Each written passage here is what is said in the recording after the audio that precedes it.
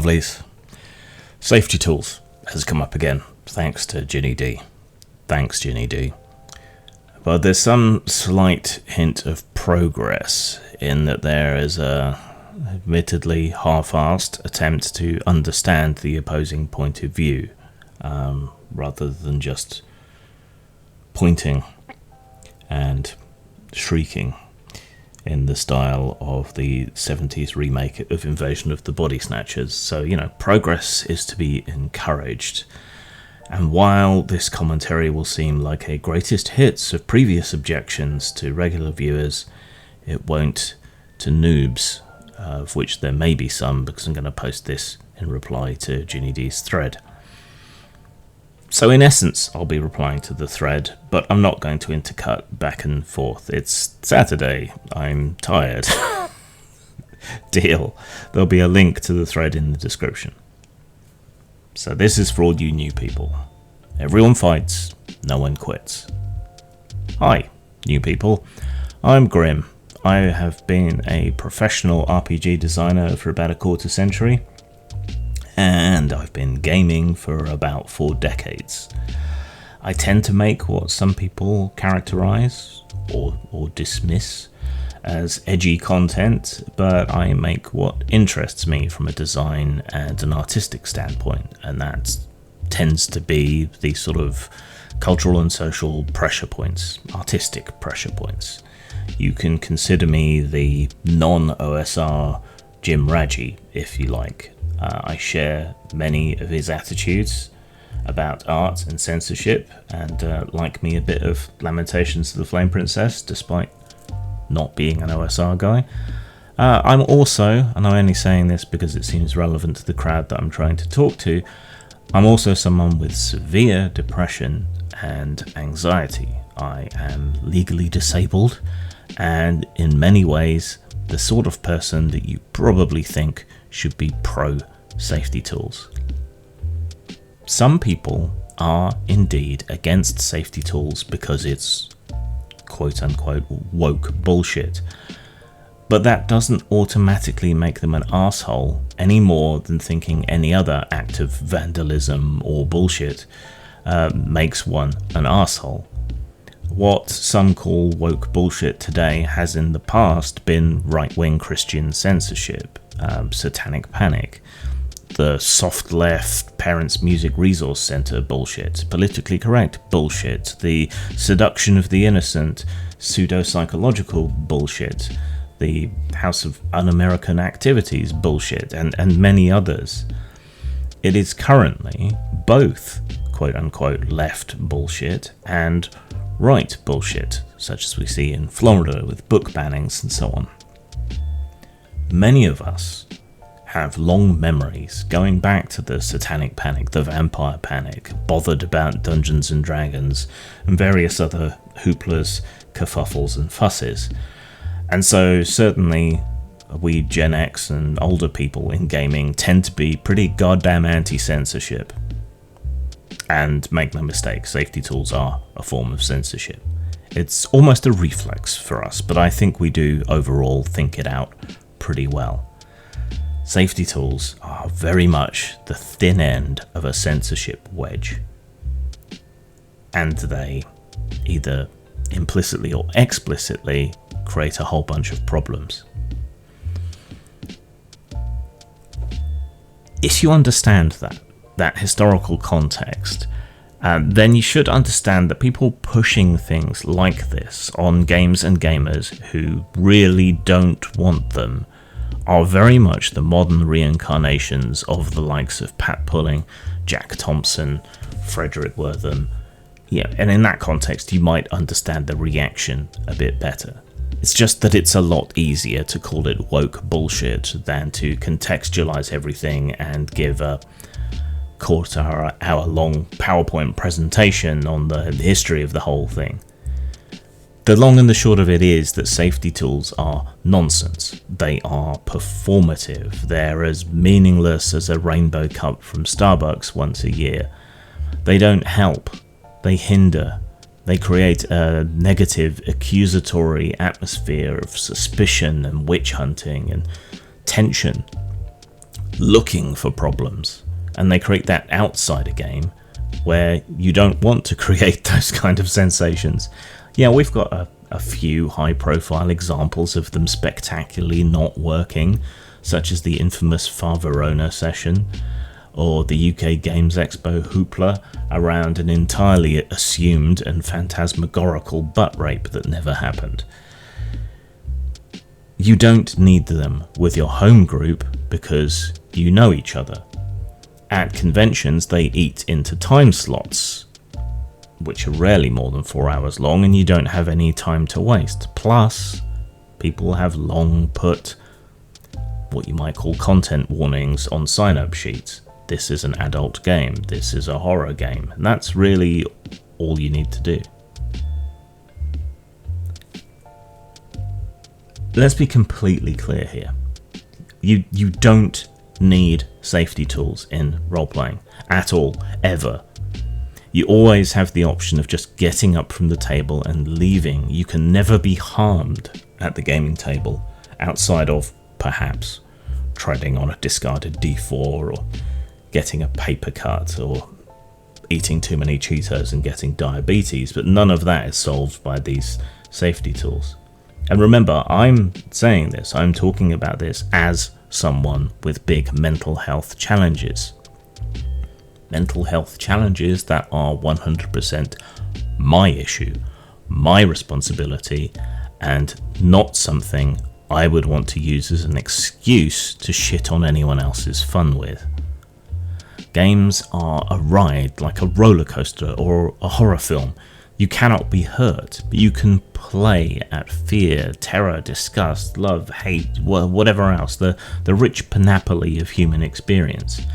But to do so successfully, well, you need an immersive atmosphere that isn't going to be interrupted and jolted back into reality at every moment.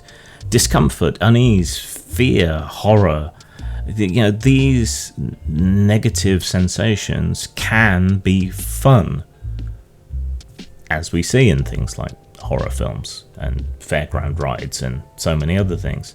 I mean, gaming is an art form, or in the very best cases aspires to be, and as an artist in that space, I want to use and experience every single crayon in the box without someone telling me, oh, I don't like brown. If my game is a horror game or a crime game or whatever, a grimdark fantasy game, all I should need to do, and even then only at convention games, is to say 18 plus content. Anything else strays into spoilers, and safety tools are less important in these games, not more important, because everyone should know what they're in for. And because while you are safe, you don't want to feel safe, otherwise you're not going to experience what the game has to offer. Constant safety tool interruptions and disruptions are disrespectful to the other players and the games master, and are all but guaranteed to destroy immersion. If you don't like spiders and you rock up to a table that's ready to play Infiltrating the Spider Temple of the Spider Queen, PS spiders, and you're an arachnophobe, interrupting the game constantly every time a spider is mentioned is not going to go well. Your issues are your responsibility, and I'm only using a small amount of hyperbole. Again, I remind you, I am saying this as a person who is part of a group that you might think would be sensitive or sympathetic to the idea of safety tools, but I am not. Indeed, I think a lot of what drives my dislike for them is my membership in that group, because it's healthy exposure, safe exposure to things that helps you overcome them, and nothing is safer than the gaming table. Safety tools aren't just talking out problems. They replace talking with a quasi-legalistic process in some cases. They replace the skills of conflict resolution and basic human interaction, and they're just not worth it. The cost far outweighs the benefit, if any. But you didn't really address the worst part of them. they're being forced on players, GMs and groups who don't want them and don't consent to them. This happens both in a more general sense, in that they're being crowbarred into every other new game release at the moment and doing irreparable harm to gaming culture by being normalized, including stuff about safety tools seems to be the new "I promise we're not Satanists" disclaimer that every game used to have. And they're being forced on us in the more immediate sense, in that many conventions, stores and clubs now demand that you use them and force you to use them, even if you don't want to, even if nobody at your table wants to, even if you advertise your table as no safety tools. Look, if you want to fuck up your game and decrease the possibility of immersion or more mature, more artistic modes of play, then you do you, boo. Just stop trying to force that bad decision on everyone else and stop trying to paint all opposition to it as arseholes. Some of us are artistes. Some of us like haunted houses and roller coasters. Imagine trying to watch a horror film when any arsehole has a button on the arm of their chair that they can press to black out or skip a scene. That would be nightmarish, wouldn't it? You'd never have an opportunity to even have a chance of getting into the film. It's nightmarish and not in a good way, and that is what safety tools do. There needs to be pushback, there needs to be obstacle, there needs to be debate around these tools and their normalization, because at the very heart of them is the same thing that has driven censorship and witch hunts of RPGs and RPG players since their inception. The idea that we somehow can't draw a dividing line between reality and fantasy, that the imaginary can somehow warp or hurt us. We see this described as bleed as well, another dangerously nonsensical concept.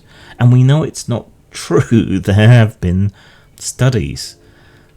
For most of the existence of RPGs, we have fought against this assumption that the fictional can somehow insidiously creep into the real and warp our fragile little minds.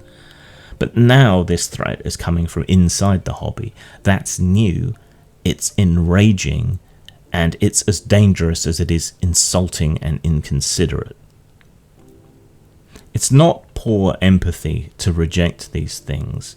It's more empathetic to the other players, to the games master who's put in all this time and effort, to the game designer, to the many people in the past of the hobby that have fought against this creeping, insidious pathologization. It is empathetic to disrupt everyone else's fun for my or your personal singular issues with something imaginary that will soon end. This too shall pass. But I'm off my meds due to a postal delay, so what do I know? Zang. Please mind the gap between the train and the platform. Neverwhere is a book by Neil Gaiman and a TV series from 1996, which has also been produced as a radio play and as a graphic novel. I secured permission in 1997 from Crucial Films and Neil Gaiman's agent to produce a semi-official Neverwhere role-playing game, provided that it not be done for profit. With the Neverwhere RPG, you can follow in the footsteps of the Lady Door and Richard Mayhew Dick in exploring London's mysterious underside, the twilight world just out of sight of normal people. Beware of Knight's Bridge, avoid the Seven Sisters, be cautious of Turnham Green, and walk the byways of the floating market. Neverwhere uses the description system, a bridge between descriptive prose and dice mechanics, to let you really bring your words to life. Available for free at drivethrurpg.com. The normal question, the first question is always, are these cannibals? No, they are not cannibals. Cannibalism in the true sense of the word implies an interspecies activity. These creatures cannot be considered human. They prey on humans. They do not prey on each other. That's the difference. They attack and they feed only on warm human flesh. Intelligence? seemingly little or no reasoning power, but basic skills remain are more remembered behaviors from normal life. There are reports of these creatures using tools, but even these actions are the most primitive. The use of external articles as bludgeons and so forth. I might point out to you that even animals will adopt the basic use of tools in this matter. These creatures are nothing but pure, motorized instinct. We must not be lulled by the concept that these are our family members or our friends. They are not. They will not respond to such emotions. They must be destroyed on sight. I can make it happen. I can get you anything you want. You just have to talk to me. Talk to me. Talk to me. Talk to me. I'm your priest. I'm your shrink. I'm your main connection to the switchboard of souls. I'm the magic man. The Santa Claus of the subconscious. You say it. You even think it.